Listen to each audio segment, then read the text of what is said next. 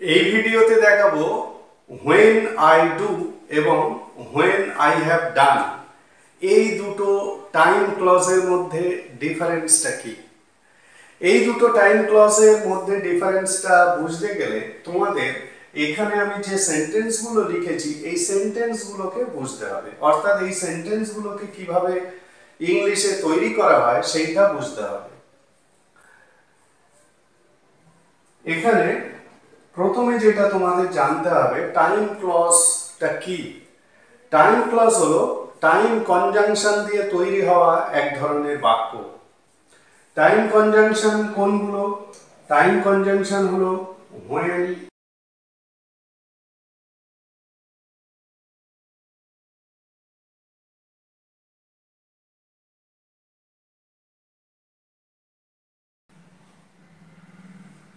এইগুলোকে আমরা time conjunction বলছি। এই টাইম কনজাংশন দিয়ে যে ক্লজ তৈরি হয় সেটাকে টাইম ক্লজ বলা হচ্ছে, এবং এই টাইম ক্লজ যেটা এটা অনেকটা কন্ডিশনাল সেন্টেন্সের মতনই লাগে, ফার্স্ট কন্ডিশনাল সেন্টেন্সের মতন লাগে। এখন এই টাইম ক্লজের সঙ্গে যে ক্লজটা আরো একটা জোড়া থাকে সেটাকে বলা হয় মেন ক্লজ। অর্থাৎ সেন্টেন্সটা এরকম হয়, সেন্টেন্সটা হচ্ছে টাইম ক্লজ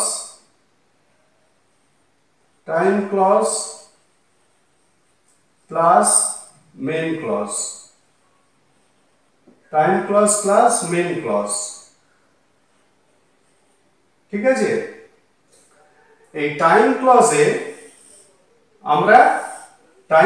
আমরা প্রেজেন্ট সিম্পল, প্রেজেন্ট কন্টিনিউয়াস এবং প্রেজেন্ট পারফেক্ট তিনটে টেন্সই ব্যবহার করি। আর মেন ক্লজে আমরা ফিউচার ইভেন্টকে বর্ণনা করি, কোনো ফিউচার অ্যাকশনকে বর্ণনা করি। এইবারে এখানে যেটা শেখার বিষয়, মানে এই ভিডিও থেকে যেটা আমি শেখাতে যাব সেটা হচ্ছে টাইম ক্লজে তোমরা সিম্পল প্রেজেন্ট রাখবে না প্রেজেন্ট পারফেক্ট রাখবে। সিম্পল প্রেজেন্ট যদি রাখো তাহলে সেন্টেন্সের মানেটা কি দাঁড়াবে, আর যদি প্রেজেন্ট পারফেক্ট রাখো তাহলে সেক্ষেত্রেও মানেটা কি দাঁড়াবে। তাহলে এতক্ষণ ধরে আমি যেটা বললাম যে টাইম ক্লজ টাইম কনজাংশন দিয়ে তৈরি হয়। টাইম কনজাংশন কোনগুলো? টাইম কনজাংশন গুলো হলো এইগুলো। ঠিক আছে, এই টাইম কনজাংশন দিয়ে আমরা যে ক্লজটা তৈরি করছি সেটা ফার্স্ট কন্ডিশনাল সেন্টেন্সও বলা হয়। এই টাইম ক্লজে প্রেজেন্ট সিম্পল মানে সিম্পল প্রেজেন্ট, প্রেজেন্ট কন্টিনিউয়াস এবং প্রেজেন্ট পারফেক্ট তিনটে টেন্সকে ইউজ করা যায়। আর মেন ক্লজে আমরা ফিউচার টেন্সকে ইউজ করি। টাইম ক্লজে কখনোই ফিউচার টেন্সকে ইউজ করা যাবে না। তাহলে এখানে যে when I do এবং when I have done এই দুটোর মধ্যে তাহলে ডিফারেন্সটা কিভাবে বুঝবে? এখানে দেখো একটা জিনিস, দুটো জিনিস এখানে তোমাদের খেয়াল রাখতে হবে। একটা হচ্ছে when I do, অর্থাৎ এই টাইম কনজাংশনের পরে তোমরা যখন সিম্পল প্রেজেন্ট ইউজ করবে তার মানে হলো টাইম ক্লজের যে অ্যাকশন আর মেন ক্লজের যে অ্যাকশন, দুটো অ্যাকশনই একই সঙ্গে ঘটছে, দুটো অ্যাকশনই একই সঙ্গে ঘটছে বা একটু পরে ঘটছে। তার মানে ডিউরিং এবং আফটার। when I do এটার মানে হলো ডিউরিং এবং আফটার, মানে কাজ দুটো একই সঙ্গে ঘটছে অথবা একটু পরে ঘটছে। বোঝা গেল? এইবারে যখনই তোমরা টাইম ক্লজে প্রেজেন্ট পারফেক্ট টেন্সটাকে ইউজ করবে, অর্থাৎ when, after, before, once, as soon as, until, এদের পরে যখনই প্রেজেন্ট পারফেক্ট টেন্স ইউজ করবে, যেরকম ভাবে এখানে বলা হয়েছে when I have done, এরকম ভাবে সেন্টেন্সটাকে যখন তৈরি করবে তখন কিন্তু এটা শুধুমাত্র আফটার বোঝাবে। মানে সেন্টেন্সটা দিয়ে তখন মানে মেন ক্লজের অ্যাকশনের আগে কোনো একটা কাজকে কমপ্লিট করে ফেলতে হবে, এরকমই সেন্টেন্সটা দিয়ে বোঝাবে। আরো যেটা টাইম ক্লজে তোমরা যখনই প্রেজেন্ট পারফেক্ট টেন্স রাখবে তখনই সেন্টেন্সগুলোর মধ্যে একটা কিন্তু জোর পড়ে। ঠিক আছে, সেই জোর পড়ে বলেই সেন্টেন্সগুলো দেখো আমি এখানে এইভাবে লিখছি। কিভাবে লিখেছি? চাকরি পেলেই ও চলে যাবে। মানে তুমি যদি হর্ষইগুলোকে বাদ দিয়ে দাও, চাকরি পেলে ও চলে যাবে, অর্থাৎ চাকরি পাওয়া আর চলে যাওয়া একসঙ্গে ঘটছে, এরকমই বোঝাবে। খাওয়া হয়ে গেলেই টিভি দেখবো, খাওয়া আর টিভি দেখা একসঙ্গে ঘটবে। যদি আমরা সিম্পল প্রেজেন্ট ইউজ করি যদি মানে প্রেজেন্ট পারফেক্টের পরিবর্তে। বোঝা গেল? এই ম্যাচটা জিতলেই আমরা ফাইনাল খেলবো, ফিরেই আমি তোমাকে ফোন করব। তবে কিছু কিছু সেন্টেন্স আছে যে ক্ষেত্রে একটা ঘটনার পরে আর একটা ঘটনা ঘটে, সেটা স্বাভাবিক নিয়মে, সেক্ষেত্রে তোমরা কখনোই সেন্টেন্সটাকে চেঞ্জ করতে পারবে না, এবং সেক্ষেত্রে মানে সিম্পল প্রেজেন্ট আর প্রেজেন্ট পারফেক্ট দুটোই একই ধরনের মিনিং দেবে। ঠিক আছে? সেটা সেন্টেন্সের উপরে ডিপেন্ড করছে।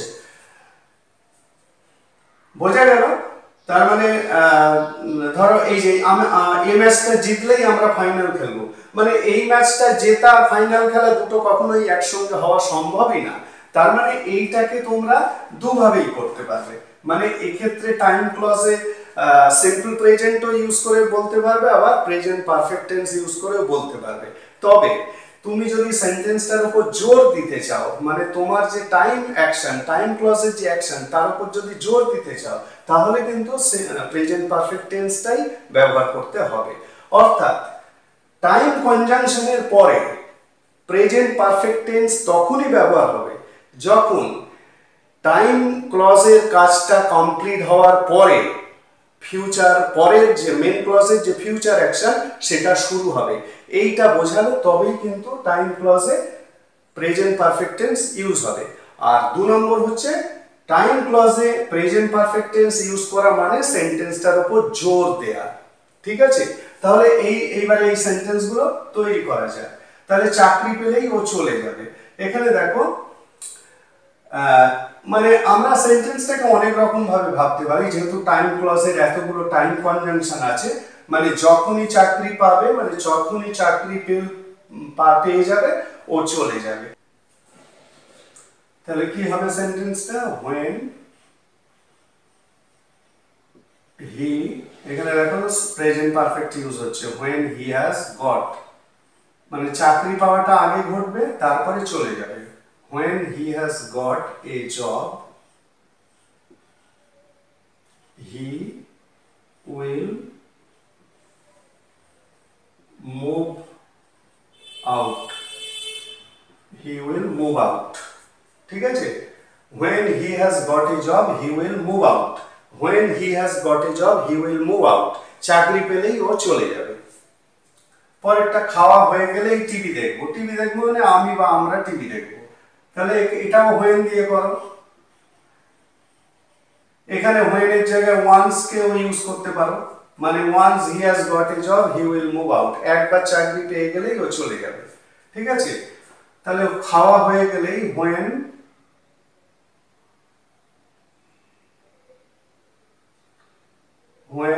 I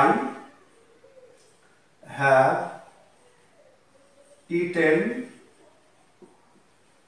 my meal I shall watch TV। বোঝা গেছে? when I have eaten my meal I shall watch TV, খাওয়া হয়ে গেলেই টিভি দেখবো, মানে খাওয়া কাজটা আগে করে ফেলতে হবে, তারপরে পরের যে ফিউচার অ্যাকশন, মানে টিভি দেখার যে ফিউচার অ্যাকশন সেটা ঘটবে। না হলে কিন্তু প্রেজেন্ট পারফেক্ট টেন্স ইউজ করা যাবে না এই সমস্ত টাইম কনজাংশনের পরে। এই ম্যাচটা জিতলেই আমরা ফাইনালে খেলবো, মানে ম্যাচটা আগে জিততে হবে, মানে এই কাজটাকে কমপ্লিট করে ফেলতে হবে, করার পর আমরা ফাইনাল খেলবো। তাহলেই আমরা এখানে টাইম কনজাংশনের পরে প্রেজেন্ট পারফেক্টটাকে ইউজ করতে পারবো এই ম্যাচটা জিতলেই। তার মানে when, আমি এখানে when দিয়ে প্রত্যেকটা সেন্টেন্স লিখছি, তার মানে এই নয় যে শুধু when ইউজ হবে। তোমরা when, once, as soon as, মানে যে কনজাংশনটা এখানে ম্যাচ করবে সেটাকে ইউজ করতে পারো টাইম কনজাংশনস। when we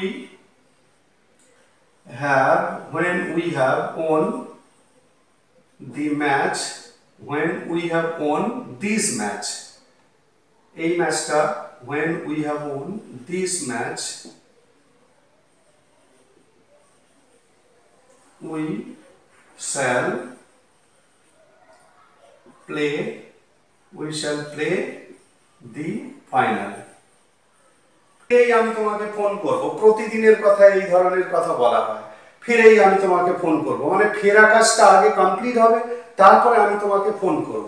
তার মানে when I have returned I will make you a call বা I will call you, ঠিক আছে, বা I shall call you। তাহলে ফিরেই আমি তোমাকে ফোন করব, when I have returned, when I have returned I shall call you, ঠিক আছে। পরেরটা দেখো, বাড়ির কাজ না করতে পারলে আমি তোমাকে বাইরে যেতে দেব না। তার মানে বাড়ির কাজটা করতে হবে, আগে কমপ্লিট করতে হবে, তারপরে আমি তোমাকে বাইরে যাওয়ার অনুমতি দেব। তার মানে আমি তোমাকে বাইরে যেতে দেব না, এটাকে আগে বসাই, I will not late, late মানে এখানে দেয়া অর্থে, অ্যালাউ করা অর্থে, আই উইল নট লেট, তার মানে I will not allow you, allow দিলে এখানে টু বসতো, লেট দিয়েছি বলে এখানে টু বসবে না, অর্থাৎ লেটের পরে আমরা বেয়ার রাখি ইনফিনিটিভটাকে। I will not let you go outside, I will not let you go outside until, যতক্ষণ না you have done your homework, ঠিক আছে, until you have done your homework। ঘুরিয়ে যদি বলো, until you have done your homework I will not let you go outside, বোঝা গেল। তার মানে টাইম কনজাংশন কোনগুলো, সেগুলো হচ্ছে এইগুলো। টাইম কনজাংশনের পরে প্রেজেন্ট পারফেক্ট হবে না সিম্পল প্রেজেন্ট হবে, সেটা ডিপেন্ড করছে তুমি সেন্টেন্সটাকে কিভাবে বলতে চাইছো। যাই হোক, এখান থেকে আমি তোমাদের বোঝানোর চেষ্টা করলাম when I do এবং when I have done, এই দুটো টাইম ক্লজের মধ্যে যে ডিফারেন্স সেটা বোঝানোর চেষ্টা করলাম, এবং এই ধরনের সেন্টেন্সগুলোকে কিভাবে ইংলিশে বলবে সেটাও বোঝানোর চেষ্টা করলাম। টাইম কনজাংশন কোনগুলো সেগুলোও দেখালাম। তাহলে এখন থেকে এই ধরনের সেন্টেন্সগুলোকে তোমরা এইভাবে ইংলিশে বলবে।